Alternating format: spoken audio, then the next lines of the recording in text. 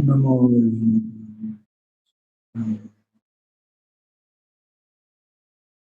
नमो नमो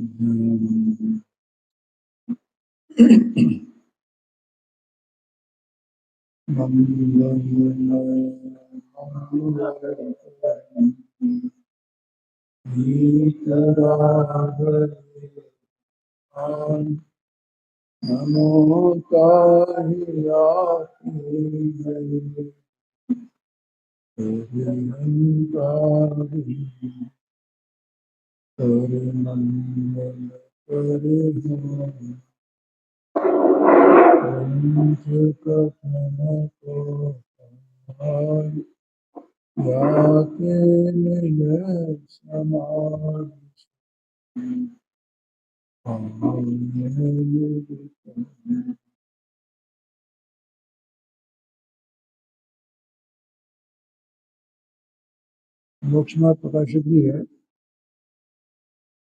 इसमें आठवें अध्याय में उपदेश के स्वरूप के अंतर्गत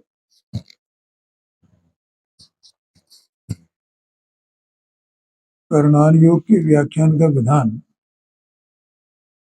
ये विषय चल रहा है। इसमें 275 पेज पर है।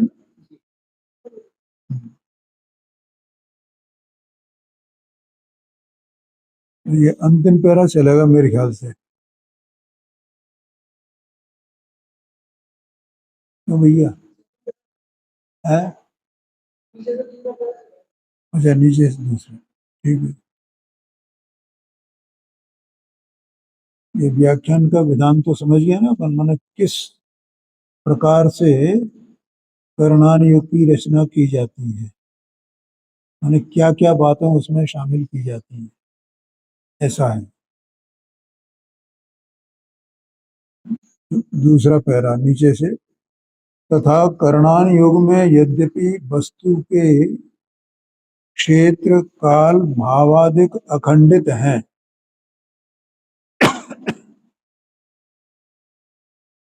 तथापि छदमस्त को हीनादिक ज्ञान होने के अर्थ प्रदेश, समय, अविभाग, प्रतिच्छेद आदि की कल्पना करके उनका प्रमाण निरूपित करते हैं। देखो, जो वस्तु है ना, जो द्रव्य कहो वस्तु को, तो वो अपने क्षेत्र काल भाव सब उसमें गर्भित है ना, उसके तो अखंड है, उसमें कोई भेद तो है नहीं। लेकिन कर्णान योग उसमें भेद करके बताता है। तो जैसे क्षेत्र का भेद करेगा तो कैसे करेगा कि प्रदेश के द्वारा, तो सूक्ष्म बात को बताने वाला है ना। तो जैसे आत्मा है, आत्मा असंख्यात प्रदेशी है, तो एक प्रदेश कितना होगा, ऐसा प्रश्न आता है कि एक पुद्गल परमाणु लोकाकाश के जितने हिस्से को घेरता है उसका नाम एक प्रदेश है, ठीक है ना। तो अब वो प्रदेश से उसका माप बताया जाता है वस्तु का। आकाश कितना है, अनंत प्रदेशी है। धर्मद्रव्य कितना है, असंख्यात प्रदेशी। धर्मद्रव्य कितना है, अधर्म द्रव्य कितना है, असंख्यात प्रदेशी। जीव द्रव्य कितना है, असंख्यात प्रदेशी। उद्गत द्रव्य क्या है, कि कैसा है कि वो निश्चय से एक प्रदेशी है और व्यवहार से संख्यात असंख्यात अनंत प्रदेशी है, ऐसा कहते हैं। तो यहाँ मतलब उसका विभाग करके बताते हैं, ठीक है, क्षेत्र से। लेकिन उससे उसके क्षेत्र, उसका जो क्षेत्र है उसमें विभाग नहीं होता है, लेकिन वो बताया तो उसी के द्वारा जाएगा ना। अब काल को बताना है तो तो काल को समय के द्वारा बताते हैं, क्योंकि जैसे द्रव्य जो है परमाणु से छोटा नहीं हो सकता, उसका खंड नहीं किया जा सकता, ठीक है। ऐसे ही एक प्रदेश का खंड नहीं किया जा सकता, उसका सबसे छोटी क्षेत्र का सबसे छोटा माप। काल एक समय उससे छोटा नहीं हो सकता समय का माप। जैसे अपन 1 घंटे में कितने मिनट होते हैं, 1 मिनट में कितने सेकंड होते हैं। अब 1 सेकंड के भी विभाग किए जा सकते हैं। हाँ, तो वो 1 सेकंड का भी आजकल जो है, मतलब 1 सेकंड का भी माप चल गया है। हाँ, तो वो जैसे वो जो स्टॉप वॉच होती है ना, और ये अपने इसमें मोबाइल में भी रहती है वो स्टॉप वॉच। हाँ, तो वो जो चलती है ना, तो वो मिनट सेकंड, तो सेकंड को भी पॉइंट में बताती है, वो पॉइंट में बताती है ना। जैसे कितने के 5.03 सेकंड हुए, तो सेकंड का भी इतना हिस्सा हो गया है। अब 0.03 का मतलब क्या होता है, 3/10, नहीं 3/100।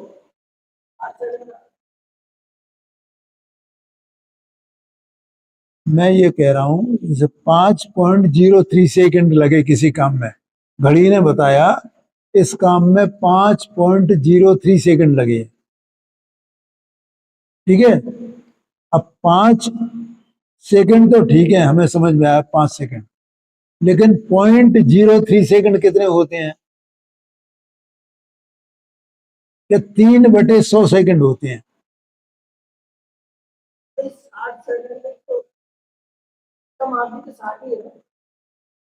अरे भाई, वो माप की बात नहीं कर रहा हूं मैं, सेकंड के खंड की बात कर रहा हूं। सेकंड के कहां तक खंड किए जा सकते हैं, ये बात कर रहा हूं मैं। नहीं आया समझ में? माने 3 सेकंड में 100 का भाग दो, इतना जो समय आएगा वो 0.03 सेकंड कहलाएगा। अब 3 के 100 हिस्से करो 3 सेकंड के, तो कितने हो जाएंगे।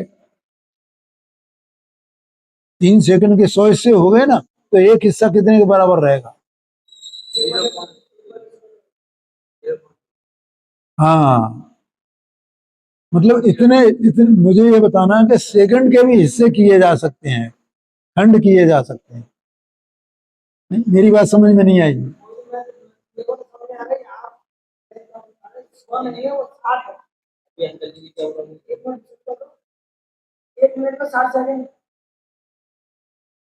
हाँ,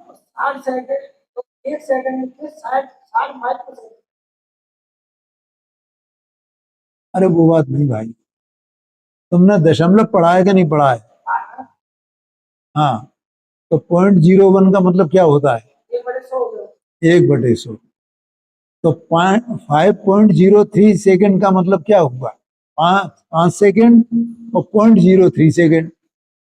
तो 0.03 सेकंड माने 3/100 सेकंड, ये मेरा कहना है। या मान लो वो 5.01 सेकंड बताए, तो इसका मतलब उसका 1/100वां हिस्सा हो गया ना वो, मतलब यहां तक माप उपलब्ध है ना, ये मेरा मतलब है। यानी सेकंड का 100वां हिस्सा वहां तक माप उपलब्ध है, मैंने उसको नापा जा सकता है। अब इसका मतलब ये हुआ कि उस सेकंड के और खंड खंड करते जाए अपन, और खंड खंड करते, तो सबसे छोटा हिस्सा जो होगा वो समय कहलाएगा, उससे और छोटा नहीं हो सकता है, क्योंकि कहीं ना कहीं उसका अंतिम छोर आएगा जो और उसको खंड नहीं किए जा सकते। आगे समझ में, यहाँ ये कह रहे हैं, तथापि छदमस्त को हीनादिक ज्ञान होने के अर्थ प्रदेश, समय और भाव के खंड कैसे किए जाते हैं, कि अविभाग प्रतिच्छेद आदि के द्वारा। समझ में आया ना। अविभाग प्रतिच्छेद क्या होता है? देखो, जो भी भाव होता है उसकी अपनी एक शक्ति होती है, तो उस शक्ति वो कितनी है, तो उस शक्ति को, भाव की शक्ति को बताने के लिए अविभाग प्रतिच्छेद कहे जाते हैं। आया समझ में?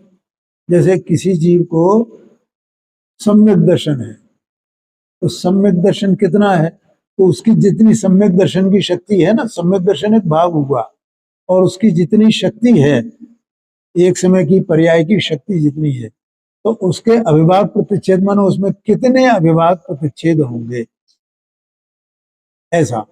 इस प्रकार से उनको कर्णानुयोग में बताया जाता है, ये आशय है। इतना सूक्ष्म है कर्णानुयोग। तो अविभाग प्रतिच्छेद आदि की कल्पना करके उनका प्रमाण निरूपित करते हैं। जैसे आश्रव होता है, बंध होता है, कर्म के उदय की शक्ति होती है, तो उस शक्ति कितनी है, तो उसके अविभाग प्रतिच्छेद बताए जाते हैं। तथा एक वस्तु में भिन्न भिन्न गुणों का व पर्यायों का भेद करके निरूपण करते हैं। एक वस्तु के उसके जो भिन्न भिन्न गुण हैं और उन गुणों का जो परिणाम पर्याय हैं, उन पर्यायों का भेद करके, पर्यायों के भी भेद करके, गुणों के भी भेद करके उनको बताया जाता है। काय में? कर्णानुयोग में। तथा जीव पुद्गलादि यद्यपि भिन्न भिन्न हैं, तथापि संबंध आदि द्वारा अनेक द्रव्य से उत्पन्न गति जाति आदि भेदों को एक जीव के निरूपित करते हैं।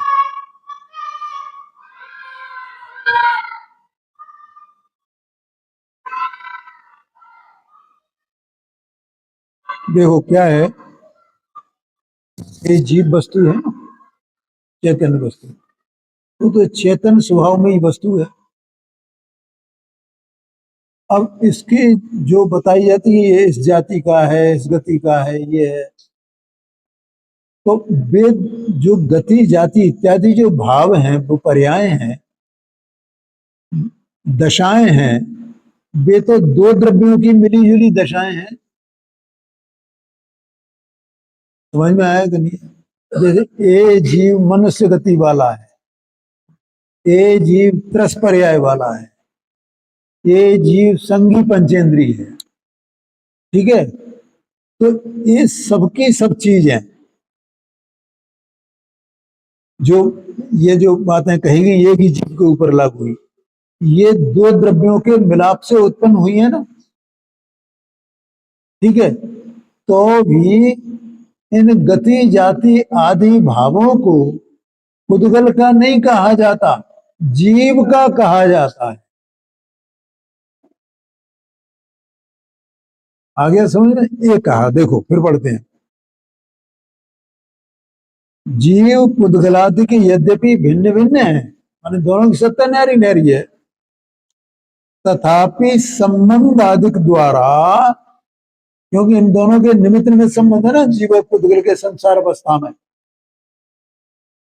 अनेक द्रव्य से उत्पन्न गति, अनेक द्रव्य माने क्या? अनंतानंत पुद्गल परमाणु, वे अनेक द्रव्य हो गए ना, और एक जीव द्रव्य, तो ऐसे अनेक द्रव्य हुए ना, इनसे उत्पन्न गति जाति आदि भेदों को एक जीव का निरूपित करते हैं। पुद्गल के निरूपित नहीं करते, जीव के निरूपित करते हैं। किसी को ये प्रश्न है कि भैया देखो दो द्रव्यों की एक जाति है, दो द्रव्यों से उत्पन्न होती है जाति, तो ये दो द्रव्य, और आत्मा तो चेतना स्वभावी है, तो चेतना स्वभावी आत्मा है, तो आत्मा तो इस रूप से उत्पन्न होता नहीं, आत्मा के भाव तो ये है नहीं, ये तो पुद्गल के ही भाव है, तो पुद्गल के ही कहने चाहिए ना, आत्मा तो चेतन स्वभावी है। लेकिन करणान योग उनको उद्गल के न कह करके जीव के कहता है, ऐसा आशय है। इत्यादि व्याख्यान व्यवहार नय की प्रधानता सहित जानना, और ये व्यवहार नय का कथन है कि वे गति जाति उत्पन्न तो होती है पुद्गल के संयोग से, उसके निमित्त से, और कही जाती है जीव की, ये व्यवहार नय है। क्योंकि व्यवहार के बिना विशेष नहीं जान सकता, व्यवहार के बिना विशेष नहीं जाना जा सकता है और भेद नहीं जाने जा सकते हैं, क्योंकि ये सारे जो गति जाति ये जो बताए गए हैं ये व्यवहार में का कथन है, और एक ही जीव की ये अनेक प्रकार की दशाएं होती हैं, अनेक गतियां होती हैं, अनेक जातियां होती हैं, समझ में आया ना। तो इसलिए उन्हें जीव की कहा जाता है, और ये जीव की हैं तो ये व्यवहारने से कही गई है, और कोई व्यवहारने से नहीं कही जाए तो वे जीव की मानी कैसे जाए। एक ही जीव है ना, एक ही जीव वो नारकी है, एक ही जीव जो है वो देव है, वही जीव वो मनुष्य है, वही जीव जो है वो त्रियंच है। तो फिर ये कैसे सिद्ध होएगा, सिद्ध कैसे होएगा, जाना कैसे जाएगा। इसलिए करणान योग इसको व्यवहारने की प्रधानता से ये बात करता है।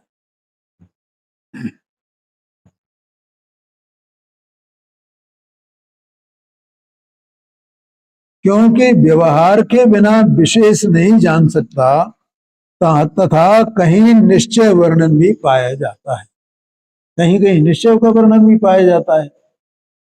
जैसे जीवादिक द्रव्यों का प्रमाण निरूपण किया, वहां भिन्न भिन्न इतने ही द्रव्य हैं।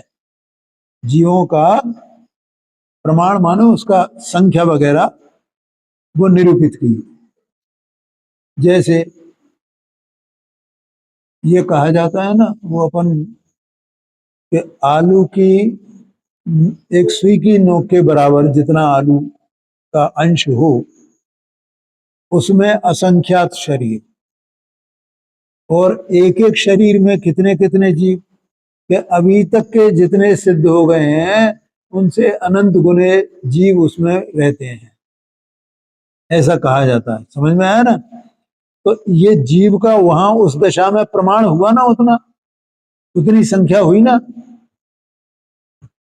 तो ये संख्या वास्तविक है क्या व्यवहार है, ये वास्तविक है, निश्चय से वैसा ही है वहां। हाँ हाँ हाँ हाँ है।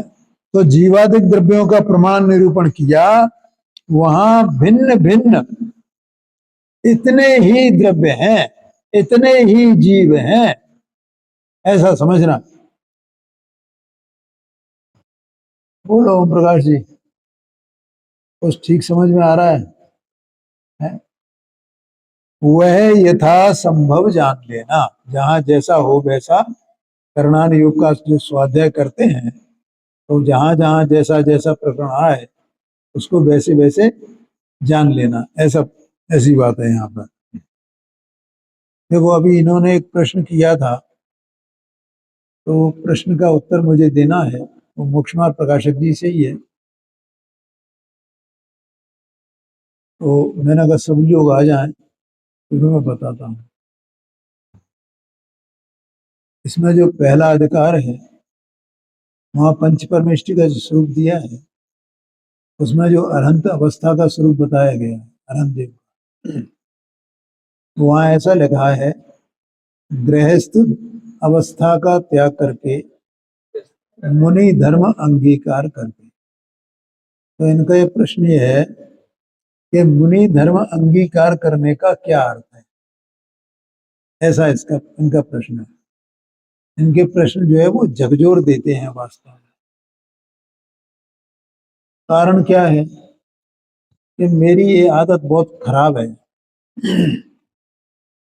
कि मैं चलता हुआ उत्तर नहीं दे सकता हूं, सटीक उत्तर आना चाहिए किसी प्रश्न का। मुझे अच्छा लगता ही नहीं है, नहीं आएगा तो बता दूंगा कि बाद में बताऊं। इसलिए तुम देख रहे थे, मैंने इतना चिंतन किया कि क्या उत्तर आना चाहिए, और वो उत्तर आ गया। देखो, मुनि अवस्था को दूसरे प्रकार से निर्ग्रंथ अवस्था कहा जाता है। मुनि धर्म कहो या निर्ग्रंथ अवस्था कहो या निर्ग्रंथ धर्म कहो, गृहस्थ अवस्था वो सग्रंथ है। कौन सी है? सग्रंथ। सग्रंथ माने ग्रंथ सहित। और मुनि की अवस्था वो निर्ग्रंथ है। समझ में आ गया ना? सग्रंथ का मतलब, ग्रंथ का मतलब है परिग्रह, ग्रंथ का मतलब परिग्रह। तो गृहस्थ अवस्था सग्रंथ माने परिग्रह सहित है। ठीक है? तो जो जीव परिग्रह सहित अवस्था में रहेगा तो वो मोक्ष का साधन कर सकता है, अपने सम्यक दर्शन ज्ञान चारित्र की साधना कर सकता है, उसे शुद्धोपयोग हो सकता है, उसे शुक्ल ध्यान हो सकता है। कुछ भी नहीं हो सकता ना उसे, तो फिर क्या करे? हाँ, माने निर्ग्रंथ अवस्था को धारण करे। और परिग्रह दो प्रकार का कहा गया है, और बहिरंग परिग्रह का त्याग भी अंतरंग परिग्रह के त्याग पूर्वक होता है, उसके बिना नहीं होता है।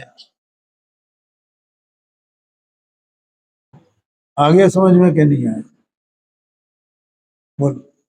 इनका प्रश्न ये था फिर आगे, क्या वो व्यवहार से क्या निश्चय से मैंने भैया इसको एक तरफ रखो अभी।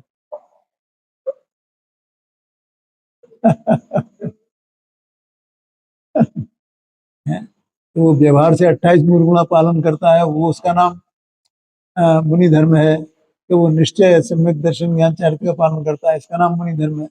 मैंने इसको भी रोको, इसकी कोई बात नहीं है। ये उसका उत्तर है। निर्ग्रंथ अवस्था, अब उस निर्ग्रंथ अवस्था में ये सब, अब वो निर्ग्रंथ हो गया ना, अब जहां वो निर्ग्रंथ होगा तो वहां 28 मूल गुण स्वयं आ जाएंगे बाहर से, और वो सम्यक दर्शन ज्ञान चारित्र के बिना होगी नहीं वो दशा। ठीक है? दोनों पूरे हो गए, हाँ जी, हाँ जी, हाँ जी, हाँ जी। मैंने सग्रंथ अवस्था का त्याग करके और निर्ग्रंथ अवस्था को अंगीकार करना, ये आशय है। क्योंकि वो ये जानता है कि इसके बिना नहीं होगा है। हाँ, मार्ग यही है। समझ में आया ना? ये उसका सटीक उत्तर है भाई। निर्ग्रंथ अवस्था, उसका नाम मुनि अवस्था है। अब वो अपने आप सब आ गया ना इसमें, अब तो कुछ नहीं रहा शेष। क्या क्या निश्चय, क्या व्यवहार, तो उसके बिना नहीं हो सकता है भाई। इसलिए वो निर्ग्रंथ अवस्था का मतलब है मुनि अवस्था का अंगीकार करना, मुनि धर्म का अंगीकार करना, ऐसा आशय है। हाँ जी, हाँ जी,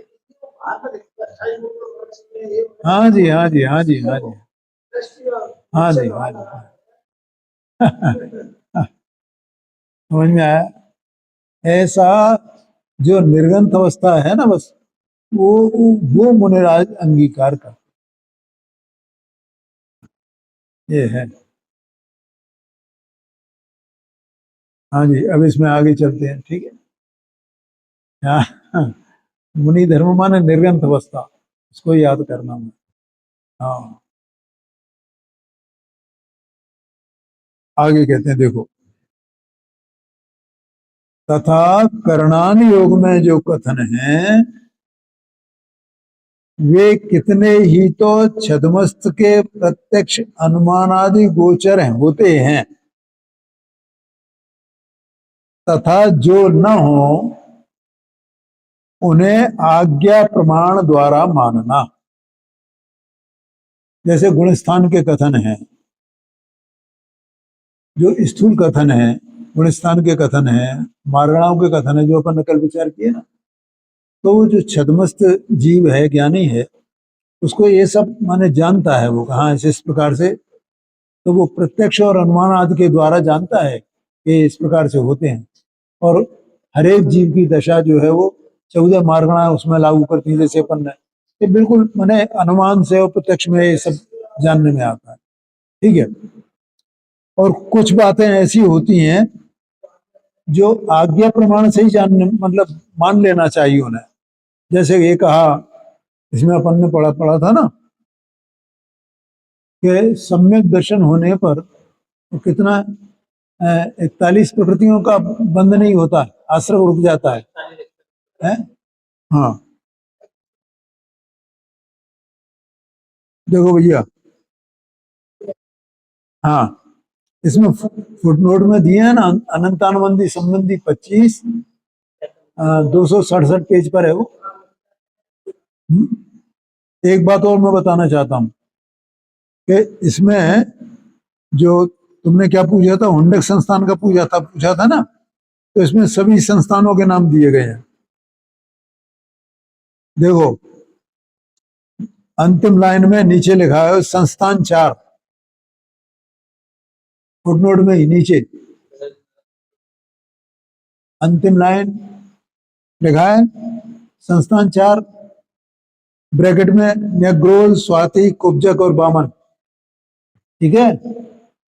और ऊपर हुंडक कितने हो गए? 5 हो गए ना, होते 6।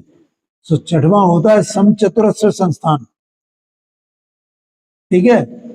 और समचतुरस्र संस्थान वो शलाका पुरुषों के होते हैं, तीर्थंकरों के होते हैं, इसलिए वो इनका बंधता रुक जाता है, आश्रम रुक जाता है, लेकिन उसका नहीं रुकता है, ये आशय है। और इसी प्रकार संगनन भी दिए हैं इसमें। हाँ, 4 संगनन यहाँ पे दिए हैं ना, वज्र नाराज, नाराज, अर्धनाराज और किलित। और ऊपर दिया है एक संगनन का नाम पहली लाइन में, असंप्राप्ता सृपा, असंप्राप्ता सपाटका संगनन लिखा है, नहीं लिखा? हाँ, तो ये संगनन। अब ये 4 ये और एक वो 5, अब एक और रहा, उसका नाम है वज्र ऋषभ नाराज संगनन। इस तरह 6 संगनन होते हैं और 6 जो है वो संस्थान होते हैं। संस्थान का मतलब आकार, शरीर का आकार, और संगनन का मतलब शरीर की मजबूती, ये है। इसीलिए तो जो शलाका पुरुष होते हैं ना, माने जो वो, हाँ हाँ, तीर्थंकर वगैरह जो होते हैं, तो वो कितना ही तपस्या वगैरह करें या कोई उन्हें मारना चाहे तो मार नहीं पाता है, क्योंकि उनका शरीर इतना मजबूत होता है, उस पर कोई असर ही नहीं होता है। ऐसा पुण्य के उदय से वो ऐसा प्राप्त करते हैं। तो यहाँ पर ये जो चल रहा था, तो जो न हो उन्हें आज्ञा प्रमाण द्वारा मानना। ठीक है। तो वो सूक्ष्म बातें हैं जो आज्ञा से माननी चाहिए। जिस प्रकार जीव उद्गल के स्थूल बहुत काल स्थायी मनुष्यादि पर्याय व घटादि पर्याय निरूपित की, उनके तो प्रत्यक्ष अनुमान आदि हो सकते हैं। तो मनुष्यादि पर्याय है ना, जो कुछ काल तक स्थिर रहते हैं, तो इनका वर्णन जो उसमें आता है, तो वो तो प्रत्यक्ष अनुमान गोचर है। परंतु प्रति समय सूक्ष्म परिणमन की अपेक्षा ज्ञानादि के व स्निग्ध रूक्षादि के अंश निरूपित किए हैं, वे आज्ञा से ही प्रमाण होते हैं। ज्ञानादि का मतलब देव क्या है कि जैसे अपने दो उदाहरण दे करके मैं बताता हूँ। जैसे अपने को मति ज्ञान श्रुति ज्ञान है, तो अब भगवान ने ये बताना है केवल ज्ञान में जान करके कि श्रुति ज्ञान क्या है और मति ज्ञान क्या है, तो उसका स्वरूप अपने को कुछ तो ख्याल में आता है, लेकिन जो उसका परिणमन चल रहा है कि मति ज्ञान कब है श्रुति ज्ञान कब है, ये तो अपनी पकड़ में नहीं आएगा ना, ये तो केवल ज्ञान में पकड़ में आएगा है। हाँ जी, हाँ जी। ऐसे ही दूसरा, जैसे जो जीव सम्यक दृष्टि होता है ना, शोभसम सम्यक दर्शन जिसको होता है, और एक बात पंडित जी साहब ने भी उसमें नाटक समय सार में लिखी है, तो जो क्षोभसम सम्यक दृष्टि है, तो वो उसको कब सम्यक दर्शन है कब सम्यक दर्शन नहीं है, ये केवल ज्ञान में जाना गया है। और इसमें अपन ने पढ़ा था कि उसके थोड़े काल तक मैंने वो मिथ्यात्व थोड़े में आए, मिथ्यात्व में या मान लो मिथ्यात्व में नहीं आए, मिश्र गुणस्थान में तो वो अनेकों बार आ सकता है। माने एक क्षण में चौथे गुण स्थान में, एक क्षण में तीसरे गुण स्थान में। हाँ हाँ हाँ हाँ हाँ हाँ जी, हाँ जी, हाँ जी, बिल्कुल बिल्कुल। तो कब चौथा गुण स्थान होगा, कब तीसरा गुण स्थान होगा, ये तो केवल ज्ञान गम्य है। आया क्या नहीं आया ख्याल? तो इसलिए वो सूक्ष्म है और वो केवल ज्ञान गम्य है। हाँ जी। तो एक ज्ञान के, ज्ञानादि के मैंने ज्ञान के, सम्यक दर्शन के, और इन गुण स्थानों की जो बदलाव है वो, अब बाहर से जैसे मुनराज है, तो मुनराज तो अपने को देख रहे हैं कि वे तो ध्यान में लगे हुए हैं, और पता चला कि वे केवल ज्ञान में जाना गया कि ये नीचे चले गए मिथ्यात्व में, और फिर चले गए ऊपर से केवल ज्ञान प्राप्त कर लिया। बाहर से क्या पता चलेगा है कि कब 11वें गुण स्थान से नीचे आए और मिथ्यात्व तक पहुंच गए और फिर ऊपर गए और फिर केवल ज्ञान प्राप्त कर लिया। ये संभव है एक ही जीव के लिए। अपने को ऐसा लगेगा ऐसा कैसे हो सकता है, अंतर मुहूर्त में ये दशा हो सकती है कि 11वें गुण स्थान तक पहुंचे और फिर नीचे आकर के मिथ्यात्व में आ जाए, फिर श्रेणी आरोहण करे और फिर उसको प्राप्त करे, केवल ज्ञान प्राप्त कर ले अंतर मुहूर्त के अंदर। ये तो केवल ज्ञान गम्य बात है भाई। और इसी तरह जो पुद्गल के स्निग्ध रूपचत, ये जो पुद्गल का आपस में जो स्कंद होते हैं ना, तो वो स्निग्ध और रूक्षत्व ये दो गुण होते हैं उसमें पुद्गल में।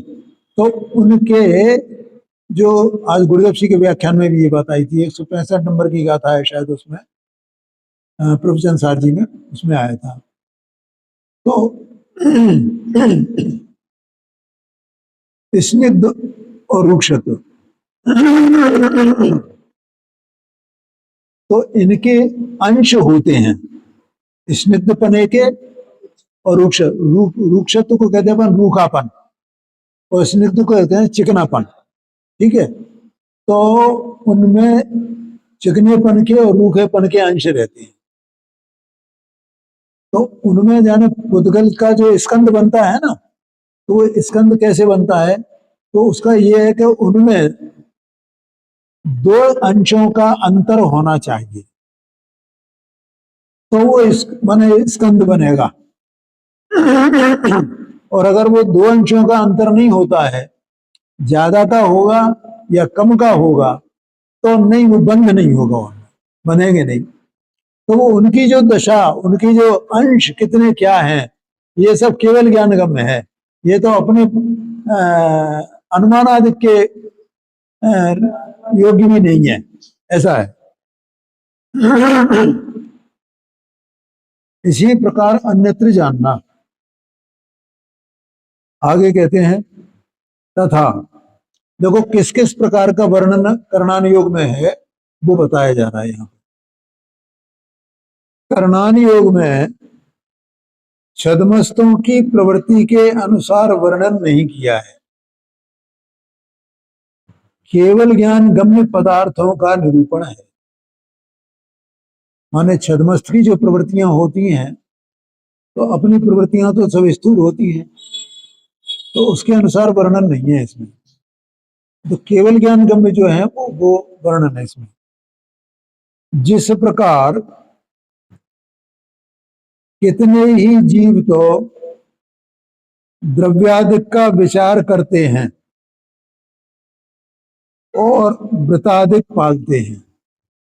ठीक है, कितने ही जीव यानी द्रव्यादिक माने द्रव्य तत्व, इनका विचार करते हैं, चिंतन करते हैं। ठीक है, और वृतादिक भी पालते हैं, परंतु उनके अंतरंग सम्यक चारित्र की शक्ति नहीं है। अंतरंग में सम्यक चारित्र नहीं है। ठीक है, तो बाहर से ही वो ये करते हैं तो अपने को ऐसा लगता है बड़े शांत परिणाम है, किसी से क्रोध आदि नहीं करना, कुछ नहीं करना, तो ऐसा लगता है अपने को तो बिल्कुल पूरे महात्मा है। और अंतरंग में सम्यक दर्शन चारित्र की शक्ति है ही नहीं, माने सम्यक दर्शन हुआ ही नहीं वहां। इसलिए बाहर से भले ही वे सम्यक दृष्टि जैसे दिखाई दें, शांत दिखाई दें, लेकिन करणानुयोग क्या कहेगा उनको, ये मिथ्या दृष्टि है, अवृत्ति है। तथा कितने ही जीव द्रव्यादिक के व वृतादिक के विचार रहित हैं, अन्य कार्यों में प्रवर्तित हैं। देखो भैया, ये जिसमें जो बातें आती हैं ना, उसमें छल ग्रहण करने के लिए नहीं है, ऐसा समझना। निद्रा आदि द्वारा निर्विचार हो रहे हैं, परंतु उनके सम्यक्त्व आदि का सम्यक्त्व आदि शक्ति का सद्भाव है, इसलिए उनको सम्यक्ति व प्रति कहते हैं। कौन कहता है? करणानुयोग कहता है। केवल ज्ञान गम्य है बात, समझ में आया? देखो ये भी बहुत सूक्ष्म बातें हैं। मतलब जैसे प्रमाद है, तो प्रमाद कितने प्रकार का है? 15 प्रकार का। हाँ बिल्कुल बिल्कुल, हाँ जी हाँ जी।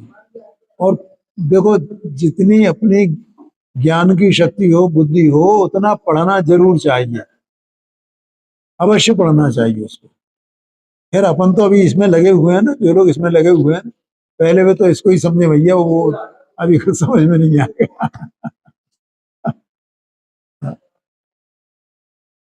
आगे कहते हैं, देखो, किसी जीव के कसायों की प्रवृत्ति तो बहुत है, देखो आप कैसी स्थिति है, और उसके अंतरंग कसाय शक्ति थोड़ी है। बाहर से तो कसाय की प्रवृत्ति ज्यादा दिखाई देती है और अंतरंग में कसाय शक्ति थोड़ी है। क्यों भैया, ऐसा क्यों है? ऐसा भी हो सकता है कि प्रवृत्ति में और शक्ति में अंतर है।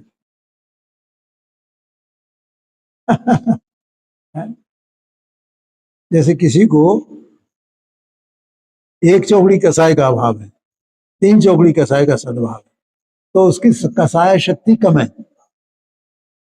लेकिन बाहर में प्रवृत्ति ज्यादा, माने 3 चौकड़ी कसाय है लेकिन प्रवृत्ति ज्यादा दिखाई देती हो। ऐसा माने वो कर्म के उदय के अनुसार वैसा हो सकता है ना उसके, है? और किसी के जो है चारों कसाय मौजूद हो, हाँ, और बाहर से कसाई शक्ति नहीं दिखाई देती, लेकिन अंदर का अंतरंग में कसाई शक्ति ज्यादा है उसकी, ऐसा आशय है। ये बातें करणान योग में कही जाती है, ऐसा कहते हैं यहाँ।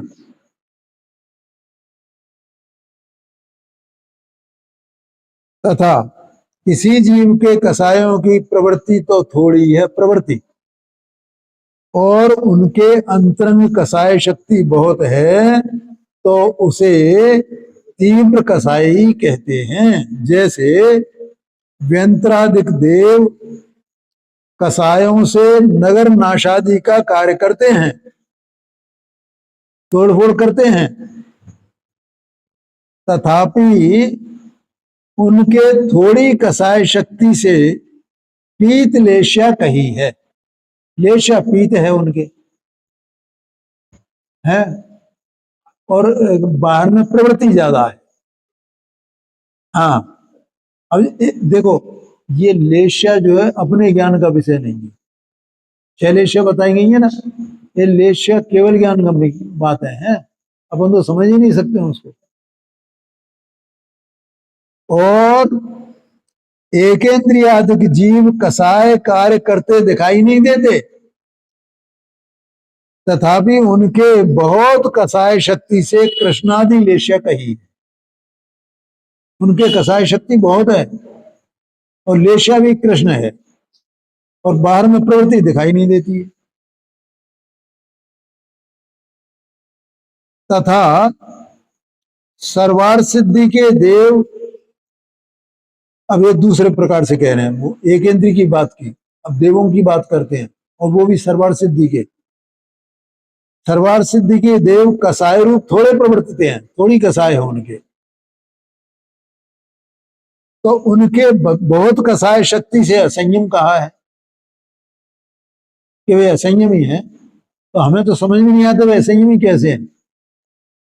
आएगा हमें असंयम समझ में कि वे कोई कसाय करते ही नहीं है, भोजन वे करते नहीं है। मतलब जैसे जिनकी 33 सागर की आयु है, तो 33,000 वर्ष बाद एक बार उनको आहार का विकल्प उत्पन्न होता है और कंठ से अमृत झड़ जाता है, बस उसी समय 33,000 वर्ष बाद क्या करते हैं कि निरंतर इसी में लगे रहते हैं, तत्व चिंतन में। कोई उनका कोई काम ही नहीं, कोई नौकर चाकर नहीं, किसी से कुछ कहना नहीं, किसी से कुछ सुनना नहीं, कहीं आना नहीं, जाना नहीं, कोई प्रवृत्ति नहीं दिखाई देती है। तो ये तो बिल्कुल संयम होना चाहिए ना इनके, लेकिन कसाय शक्ति ज्यादा है, 3 चौकड़ी कसाय का सद्भाव है, इसलिए उन्हें संयम कहा जाता है, संयम कहा जाता है। एक कर्णानुयोग का विषय है। और पंचम गुण स्थानी व्यापार अब्रह्मादि कसाय कार्य रूप बहुत प्रवर्तित हैं, उनके मंद कसाय शक्ति से देश संयम कहा है। माने वो देव के जो सर्वार्थ सिद्धि के देव हैं, उनके तो उनको तो असंयमी कहा गया, और ये जो है घर गृहस्थी में प्रवर्त रहे हैं, प्रवृत्ति ज्यादा है ना, तो भी इनको संयम कहा कि ये आंशिक संयम तो इनके है, देश संयम तो है। ऐसी बातें यहाँ एक कर्णानुयोग में कही गई है। इसी प्रकार अन्यत्र जानना, वहां मतलब कोई प्रश्न करने की बात नहीं है कर्णानुयोग में, तो भैया ऐसा क्यों है, ऐसा क्यों है। तो जैसा वस्तु स्वरूप भगवान ने देखा है वैसा बताया है, ऐसा समझना। आगे की चर्चा कर।